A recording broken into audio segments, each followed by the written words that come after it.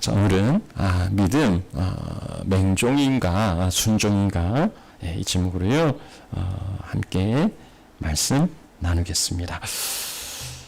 지난 금요일날 모처럼 쉬는 날이어서 예, 푹 쉬니까 너무 좋더라고요. 보통 쉬면은 그 빈둥거리면서 이제 한가롭게 인터넷이나 유튜브나 보는데 문득 요즘 그 세간의 그 주목을 받고 있는 그 넷플릭스 다큐가 있다고, 이제 기독교 이단을 다룬 그런 이제 이야기라고 해서 이래도 목사가 그 정도는 봐줘야 또 어디 가서 또 아는 척 할 수 있을까 싶어서 이제 한번 찾아보았습니다.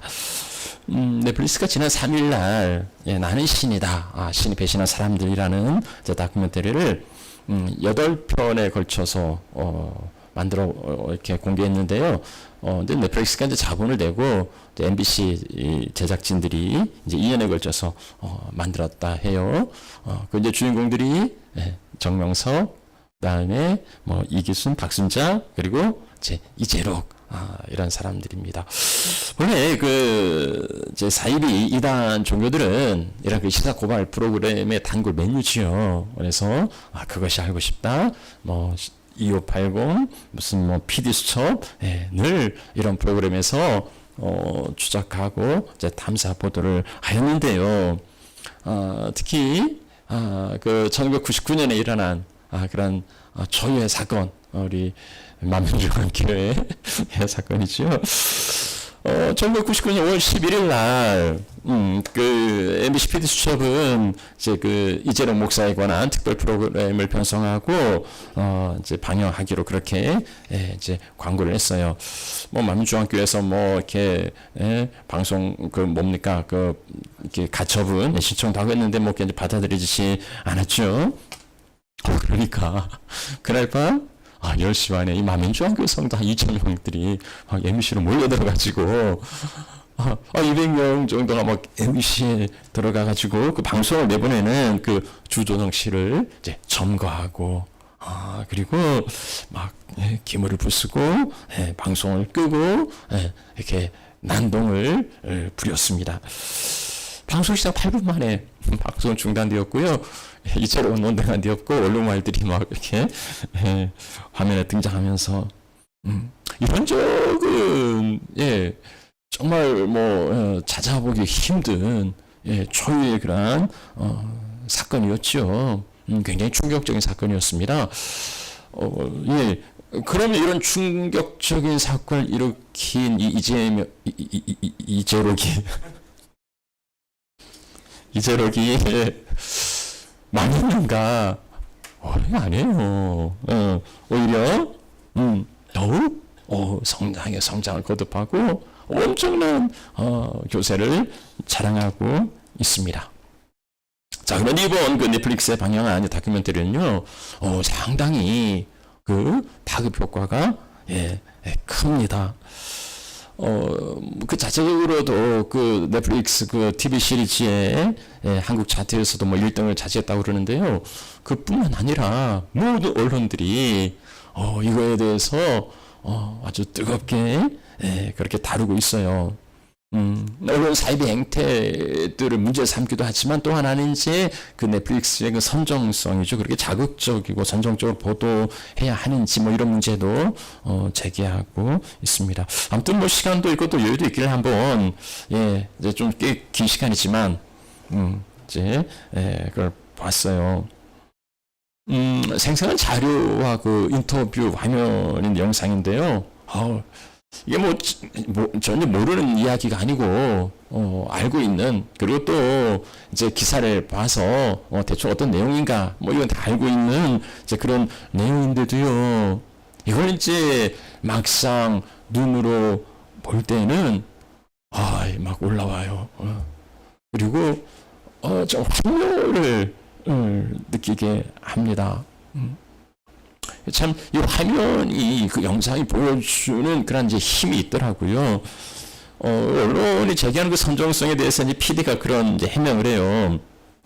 그건 조작이 아니라고, 그건 연출이 아니라고, 그냥 그것은 생생한 자료 화면인데, 그걸 실제 10분의 1도 지나지 않다고. 그러니까는 거기 내보내는 거 그래도 그나마 좀 순한 거지 그보다 더 추악한 영상들이 더 많이 있다고. 그리고 그런 영상을 모자이크나 블러로 처리하지 않는 까닭은 그런 걸 명백하게 보여줘야 그 실체를 보여줘야 거기 빠져있는 사람들이 한두 명이라도 거기에서 나올 수 있을 거라 생각해서 이제 그런 거라 그렇게 이제 해명을 합니다. 예, 그 선정성 때문일까요? 온 국민들이 분노하고 들끓고요. 그리고 그 집단에서 나오는 사람들, 그리고 난 거기에 속한 사람이 아니라고, 그리 이제 부정하는 사람들도 많이 있습니다. 아무튼 뭐 여러분들도 시간이 되시면 뭐 시간 없으면 굳이 보실 건 없고, 시간이 되시면 한번 좀 보셔도 좋을 것 같아요. JMS, 그 기독교 복음 선교회라 하죠. 여기는 산한 120여 교회가 있답니다. 뭐 다 유장 교회들이지요. 그 신도는 한 2만, 한 3만 그 정도의 추종자들이 있다고 그래요. 만민중앙교회도 전 세계적인 여기 캘거리까지 그 지부가 있는 것 보면 대단한 사람들이죠. 자기들은 한 14만 명 정도 교세가 있다고 자랑해요. 만민중앙교회 그리고 이 JMS도 교회의 이름을 사용합니다. 이들의 뿌리는요 기독교예요. 이들의 뿌리는 교회예요. 그리고 이들은 처음부터 그렇게 이단이 된 건 아니었습니다.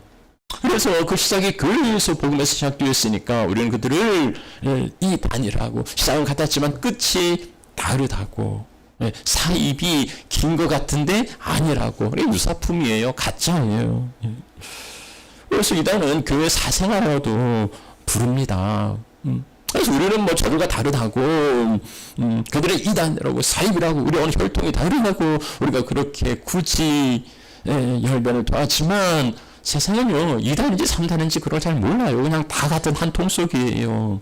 그들도 교회고 그들도 기독교라고 그렇게 보고 있는 거지요. 아무튼 그 시작은 출발은 교회와 기독교와 성경과 말씀에서 시작되었으니 오늘 우리가 그 이단과 사이비가 끼치는 사회적인 해악에서 우리는 자유로울 수 있을까? 그 책임에서 자유할 수 있을까? 아니 어쩌면 오늘 그 정통이라고 하는 그 우리 안에는 그런 사이비적인 그런 이단적인 그러한 가짜의 믿음은 혹시 없는지 그런 생각해 보면은요 그게 그 종이 한 장 차이인 거예요. 명백하게 결백하게 아니다라고 말할 수 없는. 그래서 또 한편으로는요 그게 부끄러운 거지요. 저들의 행태가 책임이 들기도 하는 겁니다. 자 그러면서요 이게 도대체 믿음은 뭔가 아니 믿음이 뭐길래 저렇게 사람을 망가뜨리고 죽음에 내몰게 하는가. 도대체 믿음이란 게 뭡니까? 그 비판하는 사람들은 그래서 그 종교가 이제 아편이라고까지 이야기를 하고요. 또 우리나라 많은 사람들은 더 이상 종교가 필요 없다고. 그 무슬림자들이 더 많아집니다. 이제 한국도 이제 종교인보다 비종교인들이 더 이제 역전도 많아지고 있죠. 아니 도대체 믿음이 뭐길래 저러는 겁니까? 믿음으로 기독교의 그 최고 가치가 아닙니까? 믿음 없으면 하나님 기쁘시게 할 수가 없어요. 믿음, 그러니까 우리가 이제 그 신자라고 그러잖아요. 신자는 믿는 사람이에요. 믿는 사람이 믿음이 없으면 그건 가짜죠. 안고 없는 찐빵처럼 뭐 교회는 열심히 다니는데 믿음이 없다? 그건 누리만 그리스도인이지. 그리스도인일 수가 없습니다. 그래서 신자에게 가장 그 모욕적인 말은 뭡니까? 믿음 없다는 거죠. 그 공산당원들에게 그 사상이 의심스럽다. 이건 가장 그 두렵고 위협이 되는 이야기가 아닙니까? 그렇듯이 우리 크리스천들에게 믿음이 없는 것 같아. 믿음이 없어 보여. 이건 정말 그 존재를 뒤흔드는 가장 위협적인 충격적인 이야기일 거예요. 믿음 중요해요. 믿음 중요하죠. 그런데 그 중요한 믿음이 보이지 않잖아요. 보이지 않는 믿음이 어떻게 그게 진짜인지 가짜인지 판단할 수 있겠습니까? 어떤 믿음이 진짜고 어떤 믿음은 가짜고 어떤 믿음은 살았고 어떤 믿음은 죽었고 그 기준이 뭐냐는 거예요. 야고보는요 그 기준을 행함이라고, 믿음이 안 보이는 거 아니라고요. 믿음은 보여지는데 그 보여지는 행함으로 그 믿음을 알 수 있다고 말합니다. 그러니까 믿는 대로 살아가는 삶, 곧 순종을 통하여서 그의 믿음이 증명되고, 그렇게 증명되지 않는 믿음은 가짜라는 거죠. 아무리 믿는다고 떠들어도요 그대로 살아가는 삶이 없다면 그냥 사입이 그런 것 같은데 아니라고, 그건 가짜라고, 그건 죽은 믿음이라고 그렇게 이야기합니다. 그러니까 야고보가 말하는 그 사입이는요, 가짜는요 행함이 없는 믿음이에요. 예. 우리 그 정통은 사입이라고 단정짓지만 그래도 그 사람들은요 행동하는 사람들이에요. 그 사람은 재산도 팔고요, 교주를 위하여서는 목숨도 버릴 줄 아는 행동하는 사람들이에요. 그러나 정통 교리를 가지고 있으면서도 행동하지 않는 사람들이라면 야고보는 그들을 향하여서 사입이라고, 그들을 향하여서 가짜라고 말합니다. 이제 다 그걸 보면서 이 사람들이 참 너무 안타까운 거예요. 사실 그들은요 그 집단에 들어간 건 잘 믿어보려고, 정말 잘해보려고 들어간 거예요. 그걸 정말 잘 믿었어요. 순종이니까, 믿음의 순종이니까 그들은요 무슨 이야기를 해도 고지고대로 믿고 절대적으로 순종했습니다. 상식적이지 않고 정말 불합리한데도요 도대체 이해도 안 되고 받아들여질 수 없는 그러한 지시에도요 절대적인 믿음으로 순종했습니다. 정말 그들은요 대단한 사람들이에요. 우리 같으면 어떻게 저런 이야기에 순종할 수 있을까? 어떻게 저런 이야기에 따를 수 있을까? 아니, 의심이 안 들었을까? 그 사람들도 사람들인데 왜 의심이 안 들었겠습니까? 뭐 의심이 생기긴 했겠죠. 그런데요, 그 의심을 잠재우는 거, 그 의심을 넘어서는 게 믿음이 아닙니까? 믿음의 장애물, 믿음에 있어서 가장 먼저 제거해야 될 게 뭡니까? 의심이죠. 믿음의 반대, 의심하는 거예요. 사람들이 의심합니까? 믿음이 없으니까 이렇게 이제 대답하는 게 이제 순환론이고, 사람들이 의심이 듭니까? 내 생각과 맞지 않아요. 세상적인 상식과 이성에 부합하지 않아요. 그러니까 당연히 의심이 들지요. 당연히 의심이 들지요. 그러면 그 의심의 장애물을 넘어설 수 없으면 더 이상 믿음은 전진할 수 없어요. 사람들은요 그 의심의 장애물을 넘어갈 수 없으니까 그런다고 또 안 믿는다고 말할 수는 없잖아요.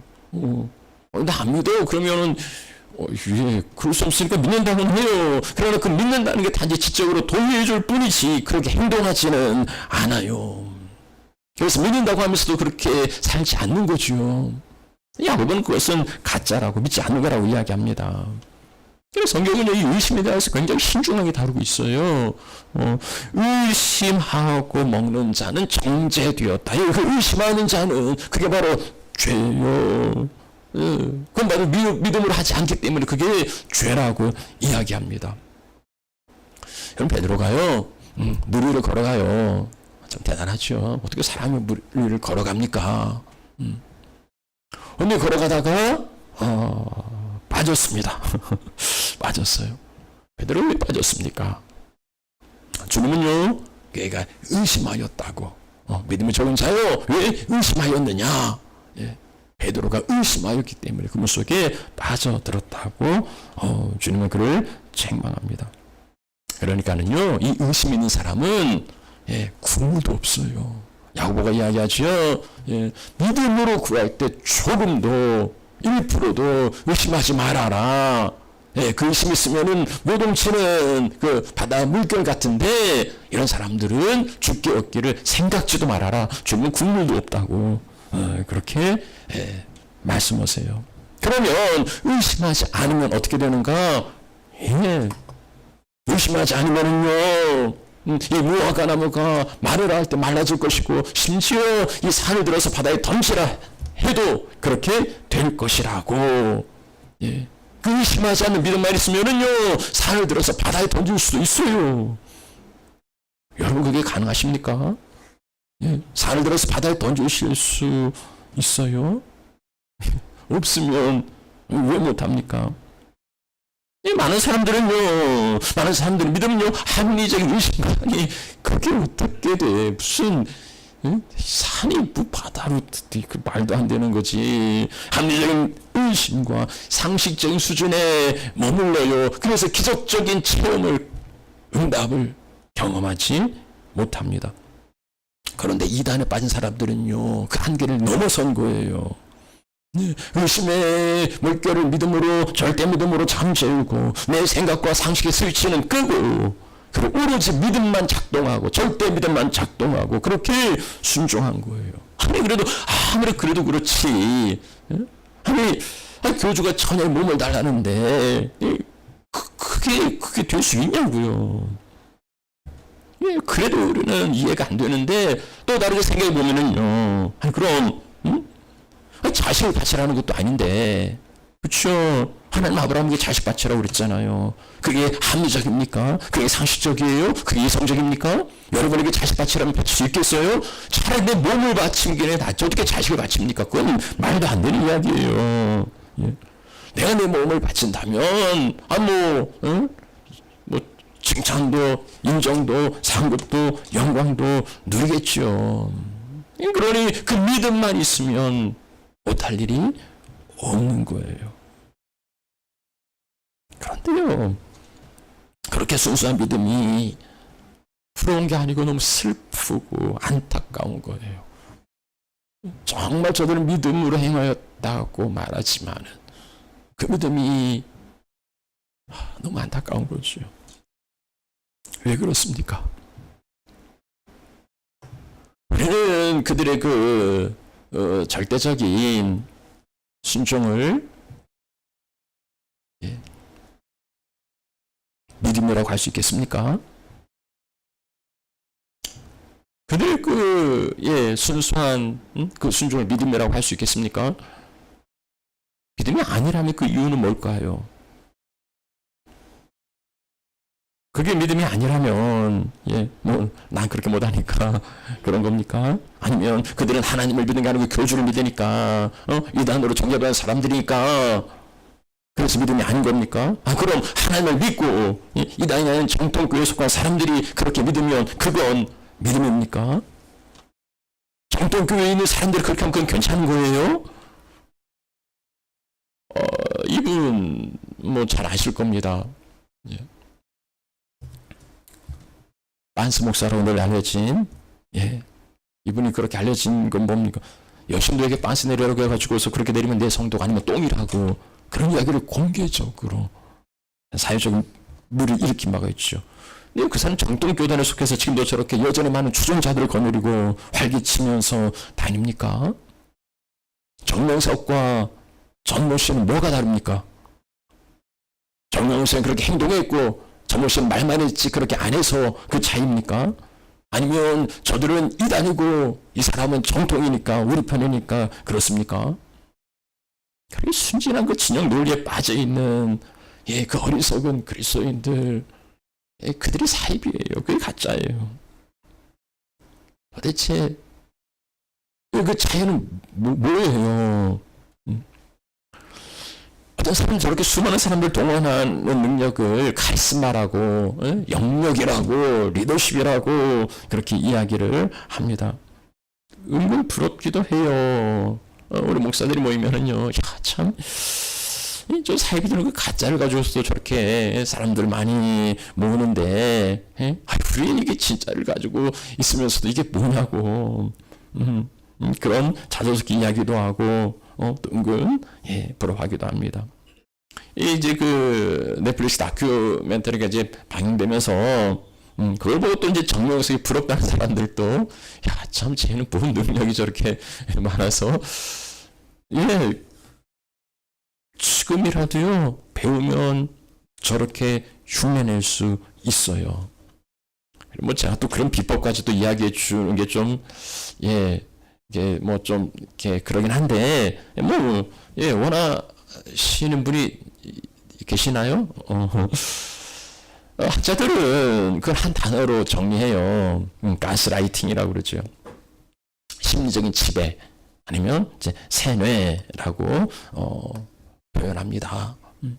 군의국어원이 이 가스라이팅에 대해서 정의하기를 타인의 심리나 정황을 교묘하게 조작해서 판단력을 잃게 하고 타인에 대한 통제력과 지배력을 강화하는 행위라고 그렇게 정의하고 있습니다. 그러니까 이 긴 정의 가운데서 우리가 몇 가지가 핵심되는 단어를 살펴볼 수 있겠는데요. 조작하는 거예요. 그리고 판단력을 잃게 하고 그렇게 해서 지배하는 겁니다. 아니 가스라이팅이에요. 가스라이팅은 우연을 가장한 조작으로 이게 우연히 일어난 것처럼 보이는데 치밀한 작전이에요. 그래서 예, 그 치밀한 작전 가운데에 이제 친밀한 관계를 형성하게 합니다. 이제 친밀한 관계가 형성되면 그 다음에는 어떤 그 신념을 주입하지요. 계속적으로 지속적으로 같은 이야기 또 하고 또 하고 정명석에는 30개론을 만들어 가지고요. 예, 상당한 긴 시간 동안 따라가다 보면은 하다 보면은 어느새 예, 정명석이 신이 되는 거예요. 그러면 이제 판단력을 잃어버리고 맹목적인 예, 추종자가 되죠. 자, 그 다음 단계는 이제 주변을 정리합니다. 예, 주변 정리. 가족이나 친구나 이런 사회적인 관계를 끊게 하고 그리고 고립시킨 다음에 이제 고립시키면 외롭잖아요. 그래서 자기들의 공동체로 유인합니다. 그러면 이제 끝나는 거예요. 그 집단에 들어가면 사람이 아니죠. 좀비라고 그러죠. 예, 로봇처럼 아무런 거부감이나 저항감 없이 자기 마음대로 지배하고 통제하게 됩니다. 이게 이제 가스라이팅이죠. 결과는요, 절대 순종이라는 결과는 똑같아요. 그러나 절차는 과정은 달라요. 그건 믿음이 아니죠. 그건 믿음이 아니죠. 믿는다고 말하지만은 사실은 세뇌당한 거예요.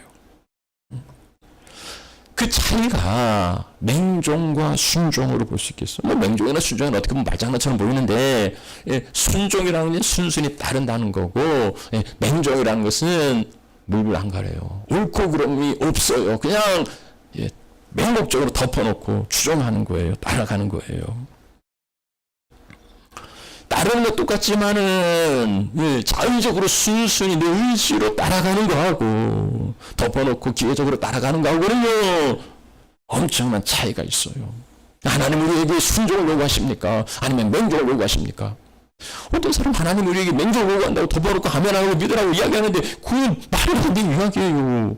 왜 하나님이 덮어놓고 믿으라고 이야기하십니까? 하나님은 우리에게 맹종을 요구하지 않아요. 하나님은 전능하신 분이에요. 그렇게 하실 수 있는 능력이 있어요. 그러나 하나님은 인격적인 분이에요. 그래서 우리를 조작하거나 우리를 조종하거나 우리를 통제하지 않아요. 하나님 우리의 자유의지를 존중하세요. 그래서 하나님이 때로는 무능하시요. 때로는 가슴앓이를 하시죠. 저 어떻게 해야 되겠는데 강제하고 억제할 수 없으니 저 어긋나는 그 당신의 자식을 보고서 속수무책으로 가슴앓이를 하세요. 하나님 우리의 판단력을 중지시키고 우리의 머리에서 뇌를 제거하고 이성과 합리적인 판단을 제거하는 게 아니잖아요. 하나님은 우리의 판단력을 중지시키는 게 아니고 우리에게 지혜를 주셔서 다르게 분별하게 하시죠. 하나님 우리의 주인이지만 우리를 지배하지 않으세요. 우리를 통제하지 않으세요. 하나님 우리에게 가스라이팅으로 우리를 그렇게 세뇌시키지 않으세요. 그러니까 이단들이 사용하는 이런 가스라이팅, 그렇게 아무리 많은 사람들을 모은다 하더라도 그건 믿음이 아니에요. 그건 범죄예요. 그래서 우리에게 필요한 건 뭡니까? 분별하는 거죠. 바르게 분별하는 거예요. 말세의 키워드 가운데 하나가 미혹입니다. 이제 마지막 날 무슨 징조 있겠습니까? 라고 제자들이 이야기하니까 처음으로 하신 말씀이 미혹을 받지 않도록 주의하라는 거예요. 마지막 시대가 되면 더욱더 미혹하는 영들이 더 많이 나와서 지가 그리스도라고, 지가 하나님이라고 그렇게 말하는 사람들이 많을 겁니다. 그런데 그들이 누구를 미혹하는가? 택하신 자들, 하나님의 자녀들을 미혹한다는 거예요. 이날 사이비가 누구에게 전도합니까? 그리스도인들을 찾아다니죠. 그래서 그 미혹에 흔들리지 않으려면 오늘 로마서 12장 2절 말씀이에요. 이 세대를 본받지 말고 이 세상의 가치관 따라 살아가지 말고 하나님의 가치를 가지고 살아야 하고요. 그러려면은 이 세대를 본받지 말고 하나님의 말씀을 따라가려면 어떻게 해야 되느냐? 본받지 말고 마음을 새롭게 함으로 변화를 받아야 한다는 거예요. 그거예요. 마음을 새롭게 함으로 변화를 받아. 왜 그 마음이 새로워지고 변화를 받아야 합니까? 마음이 죄로 인하여서 거짓되고 부패하기 때문이에요. 원래 하나님이 주신 그 기능을 제대로 발휘할 수가 없어요. 그 판단력이 어두워졌고 분별할 수 없게 되었어요. 그래서 죄를 따라가잖아요. 악을 좋아하잖아요. 그러면 그 마음을 내가 어떻게 고정했는데 내가 어떻게 그 마음을 할 수 있어요? 그래서 마음의 변화를 받는 거지요. 누구에게? 하나님께요. 하나님께서 그 고장난 마음을 고치시고 하나님께서 그 영을 새롭게 해 주신다고 말씀해요. 하나님 우리 마음을 새롭게 해요. 그래서 마음을 새롭게 하여 변화를 받아. 그리 되는 거죠. 이 마음이 뭡니까? 마음이 새로워진다는 건 결심을 새로 하는 겁니까? 각오를 새롭게 다지는 겁니까? 이 마음이라는 게 현대 성경은요, 생각이나 이제 행동이라고 이렇게 이제 번역을 했고, 킹제임스도 생각이라고 번역했는데, 그 의미가 더 부합할 것 같아요. 그 마음의 생각을, 행동을, 하나님이 우리의 생각을 저거 망가져가지고 아무짝에 쓸모가 없으니 저 생각을 아예 빼버려야겠다. 그러시는 거 아니잖아요. 이 생각이야말로 이 갈대 같은 연약한 인생이 만물의 영장이 될 수 있는 하나님이 주신 가장 큰 축복과 무기가 아닙니까? 하나님 우리를 로봇으로 만들지 않으셨어요. 그냥 본능 따라 살아가는 동물적인 존재로 만들지 않으셨단 말이죠. 하나님 우리에게 생각을 주시고 그에 따른 자유의지를 허락해 주셨습니다. 그래서 우리 멋대로 살아갈 수 있는 거잖아요. 인간의 생각이 악하여되어서 바른 판단력과 분별력을 잃어버렸죠. 그런데 하나님은 그 고장난 생각을 없애는 게 아니고 그것을 고쳐주세요. 그래서 바른 분별할 수 있는 판단력을 우리에게 주시는 거죠. 하나님께서 우리 생각을 고쳐주신다면 우리가 맹목적으로 추종하는 그 생각을 덮어놓고 그 생각을 버리고 맹목적으로 추종하는 건 그건 어리석은 거예요. 우리에게 분별할 수 있는 능력을 주셨는데 그걸 분별하지 못하고 그냥 덮어놓고 따라가는 거 그건 좋은 믿음이 아닌 거죠. 죽음으로 끌어가는데도 따라갑니까? 하나님의 선하시고 기뻐하시고 온전하신 뜻이 무엇인지를 분별하라. 이게 하나님의 뜻인지 그것도 선하신 뜻인지 하나님 기뻐하시는 일인지 하나님 온전하신 뜻인지를 분별하라는 거예요. 성경 구절을 갖다가 인용한다 해서 순진하게 받아들이지 말고 분별하라는 겁니다. 하나님의 뜻이라고 강요해도 맹신하지 말고 맹종하지 말고 분별하라는 거예요. 이단과 사이비가 뭐 다른 걸 가르칩니까? 아니요, 성경을 가르쳐요. 그 사람 똑같이 성경 이야기해요. 그러나 그 성경과 이 성경이 다른 건 뭡니까? 글자가 다릅니까? 아니 우선은 똑같아요. 뭐 나중에는 이제 뭐 무슨 원리 강론이 뭐 이런 거 가르치긴 하는데 시상은 성경이에요. 똑같아요. 텍스트 똑같아요. 뭐가 다릅니까? 이단이 가르치는 성경과 우리가 보는 성경이 뭐가 다르냐고요. 내용이 다른 게 아니고 해석이 달라요. 적용이 달라요. 성경을 쓰긴 쓰는데 자기 교리에 맞추는 거예요. 그걸 우리 아전인수라고 그러는데 성경 구절 갖다가 자기가 하고 싶은 이야기 그냥 거기에 갖다 대는 겁니다. 성경을 인용한다고 해서 다 성경적일 수는 없어요. 성경을 사용한다고 해서 다 믿어서는 안 된다는 거죠. 이쯤에서 이제 제가 뭐 설교 이제 다 끝나가는데 좀 주의 깊게 듣지 않는 분들이 좀 오해할 수 있는 여지가 좀 있어서 이걸 좀 이제 말씀 좀 드려야 될 것 같아요. 아까 저는 이제 성경을 다 끌어다 쓴다고 해서 다 성경적이 아니라는 말씀 드렸는데요. 제가 이제 처음에 이야기하면서 믿음은 의심하지 않는 것이다 라고 하면서 여러 성경 구절을 인용했습니다. 성경 믿음의 반대는 의심이다. 의심하면 국물도 없다. 뭐 그런 이야기 말씀드렸는데요. 뭐 목사가 또 설교 시간에 성경 말씀 이야기하니까 별 거부감 없이 또 이렇게 잘 이제 받아들이셨을 겁니다. 근데 왜 믿음을 의심하지 않는 것이다 라고 느낌표가 아니라 물음표를 갖다 붙였을까요? 의심하지 않는 것이다? 라고 여러분 그 설교의 그 문맥을 따라 들으실 때에 그렇다는 건지 아니다는 건지 뭔 이야기를 제가 한 겁니까?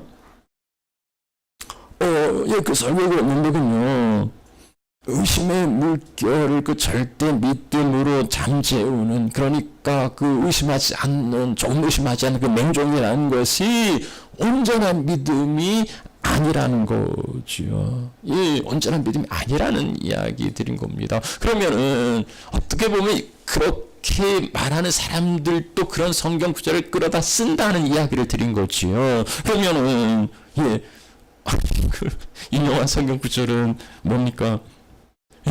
그 단어만 찾아서 갖다 붙인다고 해서 다 성경적이 아니라는 거예요. 성경으로 푼다고 해서 그 단어만 갖다 붙이면 참 오묘하다. 그런 거 아니죠. 그렇게 하전인수가 되지 않으려면은요, 성경은 문맥과 상황을 따라서 살펴야 하는 거예요. 의심한다고 해서 다 그 불신앙입니까? 그렇지 않아요. 믿음이 없으니까 의심하는 게 아니고, 믿음 없으면 의심도 아니에요. 그냥 포기하죠. 어쩌면 믿음을 갖기 위한 그러한 이제 몸부림일 수 있는. 그래서 하나님은요, 그 의심하는 자들을 국물도 없다. 그러지 않으세요. 그 야고보서의 그 말씀은요, 다른 문맥이에요. 그걸 그렇게 갖다 붙일 수 있는 게 아니라는 거죠. 하나님이 원하시는 건 좀 의심하지 말아라. 믿어라. 그게 세뇌예요. 난 믿습니다. 그런다고 믿음이 생깁니까? 그런 건 믿음이 아닌 거죠. 그렇게 믿으면은요, 이단에 빠져요. 그렇게 믿으면 사이비에 빠질 수 있습니다. 덮어놓고 믿으면 안 되는 거예요. 분별해라. 그런지 분별하는 게 사실 쉽지 않으니까, 우리가 이제 시작부터 이게 온전한 교회인지 이제 아닌지, 그런지 바르게 이제 분별하려고 하는 거죠. 이제 쉽지 않으니까 이제 교회를 잘 선택하는 거, 이제 그게 이제 필요한 겁니다. 아무쪼록 이제 그래도 잘 헷갈리시겠다 싶은 분들은 이제 한번 다시 한번 설교를 한번 이제 들어보세요. 말씀 마쳐요. 이제 사랑하는 하나님 여러분, 한국기독교 목회자협의 한목협이요, 한국갤럽에 의뢰해서 종교생활 신학 의식 조사를 이제 하고 지난 1일 발표했는데요. 이제 우리나라 그 개신교 인구가 전체 15% 정도 된다고 그래요. 한 771만 명 정도 이렇게 추정합니다. 근데 그 중에 교회를 다니지 않는, 그러니까 난 믿지만 교회는 안 다닌다고 응답한 사람들이 한 30% 정도, 한 226만 정도가 가난한 정도라고 그래요. 근데 그 이제 질문 가운데 하나가, 당신이 출석하는 교회가 사람들이 말하는 소위 그 이단에 속한 교회입니까? 라는 질문이 있었는데, 그게 그렇다 하고 대답한 게 6.3%. 그러면 잘 모르겠다는 게 5.8%예요. 그러니까는 대략 한 10% 정도는 이단에 속한 교인들인 거죠. 그리고 보면 한 55만 명 정도가 이단에 빠져 있습니다. 지금도 많은 사람들이 이단은 이제 블라인드 맹목적인 거죠. 눈이 가려서 자기는 생명길을 걷고 있다고 말하지만은 파멸로 치닫고 있습니다. 특히 젊은 세대들이 많아요. 정명석이 주로 그 닭에 이쁘지 않으면 정명석 교단에 들어갈 수가 없어요. 또 이분에 좀 했으니까 또 남자들이 그렇게 들어가는 거고요. 거기는 뭐 전도사, 목사, 강도사 이게 이제 공부를 해서가 아니고 정명석이 관계한 여자들은 이제 목사가 되고 그런 거. 이 부장한 목사들이 있으니까 젊은 남자들이만 빠져들. 신천지 가도요. 나이 든 사람들은 가고 싶어도 못 가요. 거기는 젊은 사람들만 갈 수 있습니다. 많은 젊은들이 그렇게 이단의 사입에 빠져들고 있어요. 그런데요, 그 이단 사이비가 기독교에 사생활하면 우리에게 정말 책임이 없을까요? 우리는 그들 비난하고 정죄하고 그렇게만 우리는 다르다고 우린 정통이라고 우리에게 오라고 그렇게 할 수 있을까요? 이단에 빠진 사람들은 광신자라고 맹신도라고 그렇게 정죄하고 비난하면서 우린 정통이니까 안심할 수 있는 겁니까? 정작 하나님의 말씀에 순종할 마음도 없으면서 저들의 사입이라고 가짜라고 조롱한다면요. 야고보는 사입이 가짜라고 말하는 사람들은 믿음이 있다고 하면서 행동하지 않는 그들이 가짜라고 그렇게 말합니다. 분별하라 하니 주님의 뜻이라고 주님의 선하신 뜻이라고 우리가 합리화하지만 정말 주님의 선하신 뜻이 맞습니까? 사실은 이기적인 계산으로 실속 챙기면서 적당하게 상식적으로 그렇게 믿으면서 그저 그렇게 살아가고 있는 건 아닙니까? 하나님 우리를 강요하지 않으니까, 하나님 우리를 조작하지 않으니까, 우리의 자유의지를 존중하시고 우리에게 지혜로운 생각과 판단을 주셔서 분별하게 하시고 이렇게 맡겨두시니까 하나님 우리를 지배하지 않으시니까 그 하나님이 우스는 거예요. 그 하나님이 쉬운 거예요. 그래서 망령도 행하고 함부로 행하는 거죠. 주님으로 말하면서 정작 주인으로 모시진 않잖아요. 그렇게 순에 빠진 하나님을 무시하고 내가 내 인생의 주인인 양 방자에게 살아가고 있는 거 아닙니까? 또 한편에서는요, 맹목적인 믿음이 어디 사입이 이단의 전유물입니까? 우리는 맹목적으로 믿지 않습니까? 성공이라면, 형통이라면, 축복과 평탄이라면 그걸 복음이라고 맹목적으로 추정하고 따라가고 있지 않습니까? 오늘 우리가 이단과 사입에 빠지지 않았다고 해서 하나님 앞에 떳떳하게 살아갈 수 있겠습니까? 이단의 집단에 속하지 않았다 할지라도 가짜의 삶을 살아가는 정통 그리스도인들도 참 많이 있음을 보게 됩니다. 하나님 앞에서 정직하게 나 자신을 살펴볼 수 있으면 좋겠어요. 나를 존중하신 하나님을 나도 존중하면서 나의 왕 나의 하나님으로 고백하고 온전한 순종의 길을 걸어가고 있는지, 성공과 형통을 맹목적으로 추정하는 게 아니라 바르게 분별하고 고난의 길을 할지라도 외롭고 힘든 길을 할지라도 주님과 동행하는 그 길을 선택하고 있는지, 그렇게 살아가시는 우리 하나가족 식구들이 되시기를 주의 이름으로 축원합니다. 우리 함께 찬양하죠.